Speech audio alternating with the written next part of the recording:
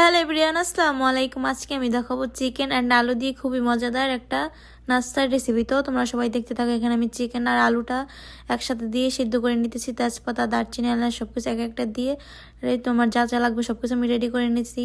এই তো চিকেনটা সেদ্ধ হয়ে গেছে, এখন নামিয়ে আমি ভালো করে চিকেনটা গুঁড়ো গুঁড়ো করে নিচ্ছি। তারপর আলুটাও ম্যারিনেট করে নিচ্ছি। ম্যারিনেট করা হয়ে গেলে এখানে আমি পেঁয়াজ কুচি, কাঁচামরিচ কুচি, তারপর ধনিয়া পাতা, তারপর আদা কুচি, তারপর রসুন কুচি, তারপর ধনিয়ার গুঁড়ি, জিরার গুঁড়ি, তারপরে লবণ সব কিছু দিয়ে আমি ভালো করে মিক্স করে নিছি। তো আমার ভালো করে মিক্স করা হয়ে গেছে। পরে এখানে আমি কাটলেটের মতো বানিয়ে নিছি।